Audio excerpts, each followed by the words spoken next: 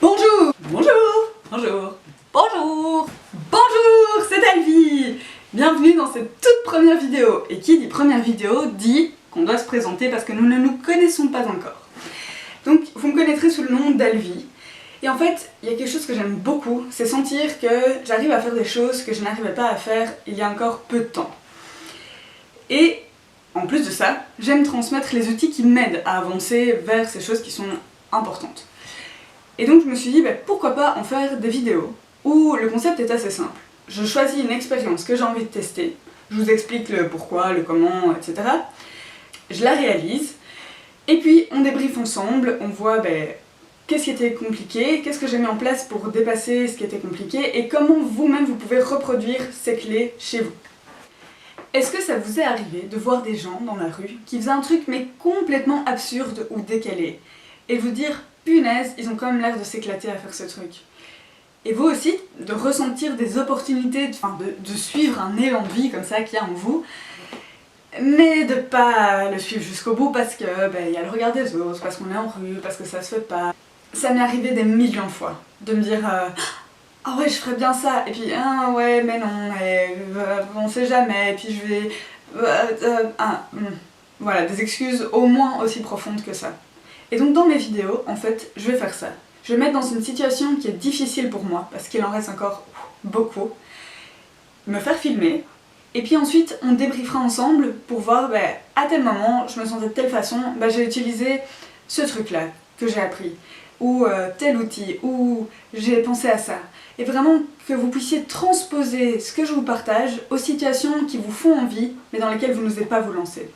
Du coup, pour la première vidéo, j'ai choisi de faire des free hugs.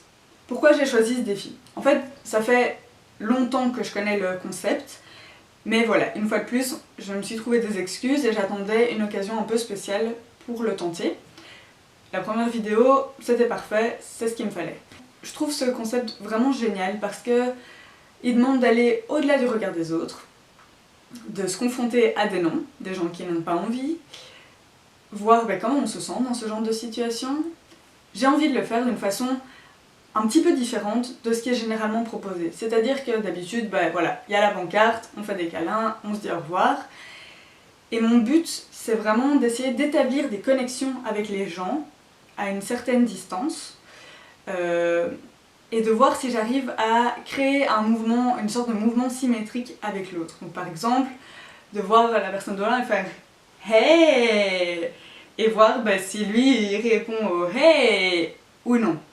Donc ça c'est vraiment ce que je vais essayer de faire tout au long de la journée, de faire des trucs un petit peu plus décalés que simplement les free hugs. On verra si ça marche ou pas, de toute façon on en parlera dans le débrief. Ce que j'aime dans l'idée de donner des câlins gratuits, c'est aussi d'une certaine façon de passer le message à des inconnus qu'ils ont assez de valeur pour être pris dans les bras, qu'ils ont assez de valeur pour recevoir un grand sourire, qu'ils ont assez de valeur pour passer une belle journée.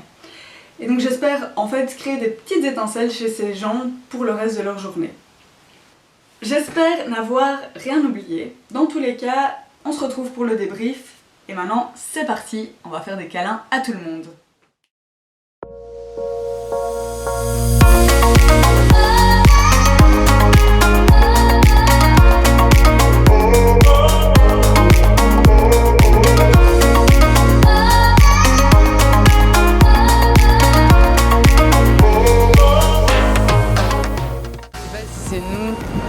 Je sais pas si c'est nous ou si c'est le taxi.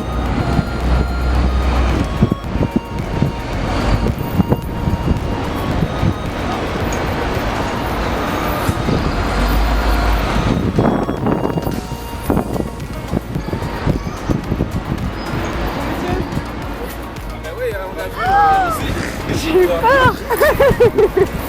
On vient aussi, on a... Merci monsieur. Ah vous aussi.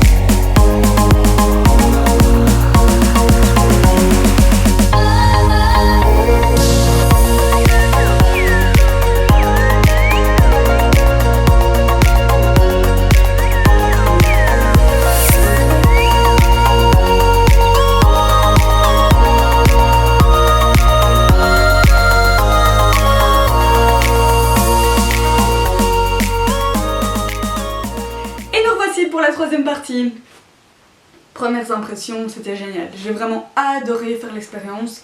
J'ai passé l'après-midi à sourire et à faire des câlins à des gens. Et même quand les gens ne voulaient pas, ça ne m'affectait vraiment pas, j'avais aucune réaction physiologique, donc je me dis que c'est cool. Par contre, j'ai eu vraiment du mal à me lancer. Tout le trajet, je sentais que j'avais des réactions vraiment de stress, que je me disais qu'on allait me juger, que vraiment j'allais être pointée du doigt. Et effectivement, en fait, c'est arrivé, mais quand on est dedans, l'impact n'est pas du tout le même. J'ai la pancarte en main et je me dis tant que je la lève pas, je suis qu'une personne random avec un bout de carton en main qui n'attend rien. Et vraiment, j'avais peur de relever ma pancarte et de m'ouvrir au monde et de possiblement m'ouvrir au jugement. C'est fou comme les projections qu'on se fait sont bien pires que la réalité. J'ai vécu une anecdote géniale qui a prouvé ça. Vous avez vu qu'il y a des policiers qui sont venus. J'avais ma caméraman qui me disait « Les flics !» Et moi j'étais en mode « Merde, on a fait quelque chose qu'il fallait pas. » Vous voyez les films là qu'on se fait. Et puis le policier s'est approché, et il a ouvert ses bras en disant « Bah oui hein !» ou quelque chose du genre. Et moi j'étais là, je me suis décomposée en me disant « Ah bah merde, en fait, la pire situation que j'étais en train de voir venir s'est transformée en un des meilleurs moments de la journée. » Donc le début a été super dur. Ce qui m'a aidé à ce moment-là, c'est de me dire punaise, je suis sûre qu'il y a tellement de personnes qui se poseraient pas tant de questions et qui se feraient pas tant de projections et qui auraient déjà levé la pancarte depuis super longtemps. Et voilà, et ça se passe bien pour eux, pourquoi ça se passerait pas bien pour moi? Donc je me suis vraiment connectée à ça, aux gens qui n'ont pas peur et qui font les choses avant de réfléchir à ce qui pourrait se passer en fait. Passer à l'action avant de laisser le mental s'emballer. Bon là c'était trop tard, le mental s'était complètement emballé. Donc ce que j'ai fait, c'est que j'ai pris le temps de respirer avec la pancarte baissée. Et puis un moment, j'ai bloqué le mental, je me suis mise à décompter. 3, 2, 1 et on lève. Et en fait le fait de remplir vraiment son mental de quelque chose d'autre que tous ces films là qui se fait, eh bien ça marche super bien. Parce qu'il n'y a plus l'espace pour penser à oui mais... Non, il n'y a plus de mais, il y a l'action et le corps qui prend le relais et qui fait go, on y est. Et puis là tu fais ok, très bien. Donc j'ai levé ma pancarte, j'ai affiché mon sourire Colgate et j'ai attendu. Et puis il y a une première personne à qui j'ai un peu essayé de faire câlin gratuit et elle a dit oui. Et en fait à partir de là tout s'est débloqué parce que j'avais eu le premier, on y était, on n'était plus dans le film et ce qui pouvait se passer, on était dans ce qui se passe. Et ça change tout. Passer à l'action, en général, ça se passe mieux que réfléchir à ce qui pourrait se passer quand on passe à l'action. Au moment où j'ai la pancarte qui est baissée, après coup, je me dis qu'en posant une intention, ça m'aurait aidé à la relever. Donc là, je me suis connectée aux gens qui n'ont pas peur et qui le font spontanément et naturellement et me dire ok, moi j'ai envie d'être un peu plus comme ça, et ben ces gens-là, ils lèvent et ils réfléchissent pas, donc je lève et je réfléchis plus, parce que le pas, c'est trop tard. Mais si je m'étais dit, ok, mon intention pour cette journée, c'est de m'essayer à quelque chose de nouveau, peu importe ce que les gens pensent autour de moi, ça m'aurait aidé aussi.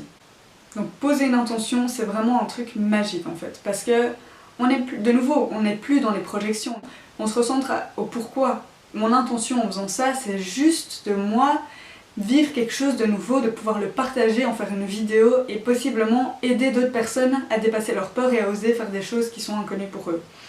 Et bien quand je pense à ça, c'est beaucoup plus facile pour moi de lever la pancarte. Je vous avais dit, j'avais envie de faire les choses de façon un petit peu originale, donc d'essayer de créer des connexions avec les gens. Globalement, j'ai pas trop réussi. Pendant toute la journée, j'ai vraiment essayé de rester connectée à ça et j'ai eu que quelques interactions de ce type-là que vous avez vu. J'ai eu le slow motion, j'ai essayé le lasso, mais les gens sont pas venus, ils étaient facilement à 30 mètres. Ils devaient traverser une rue et tout, c'était pas sur leur chemin, donc bon, bah là c'est mes excuses à moi. Ça n'a pas marché, mais au moins là j'ai tenté le Superman aussi qui n'a pas abouti.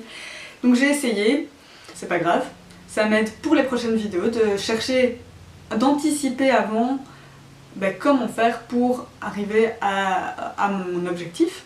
Et alors ce que j'ai adoré voir, c'est les gens qui se trouvaient des excuses. Donc moi je m'en suis trouvé plein, hein, qu'on soit d'accord. Je reconnais tout à fait toutes les excuses que j'ai pu me raconter au cours de cette journée. Et du coup, j'ai adoré voir les excuses que les gens se racontaient, parce que pour eux aussi, mine de rien, parfois c'était une sortie de zone de confort. Alors il y en a qui m'ont dit que c'était tout naturel, mais il y en a vraiment... il y en a une par exemple, je sentais que son corps disait « oui, je veux bien », mais elle m'a regardée et a dit « non, je peux pas, j'ai mon sac à dos sur le ventre ». Comme si ça empêchait quoi que ce soit.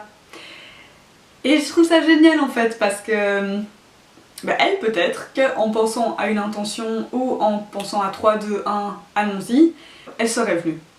Il y en a un autre, ils étaient deux, des gars d'une vingtaine d'années, et de nouveau il était interpellé, il avait envie, et en fait à un moment je lui dis bah faut se lancer, et il me dit ouais mais il veut pas. Ah oui, donc l'autre veut pas, donc toi ça t'empêche de le faire. Il y en a eu beaucoup qui avaient simplement besoin d'un petit encouragement. Et parfois dans la vie on a besoin de ce petit encouragement, et donc on peut aller le chercher en soi, se créer une voix intérieure qui dit allez vas-y, tu peux le faire. C'est quelque chose qui se travaille vraiment, de développer son langage intérieur. Et alors finalement, ce qui m'a aidé au cours de cette journée, c'est que j'avais parlé de cette vidéo à pas mal de personnes, à pas mal de mes amis. Donc on appelle ça un engagement public. Je m'étais engagée auprès d'un public à réaliser une action.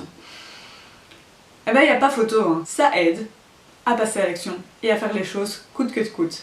Même si c'est dur, même si on a peur du jugement, même si on se trouve des excuses, on se dit ouais merde, j'ai quand même pas envie d'être la personne qui va pas au bout de ce à quoi elle s'est engagée, donc bah je vais le faire.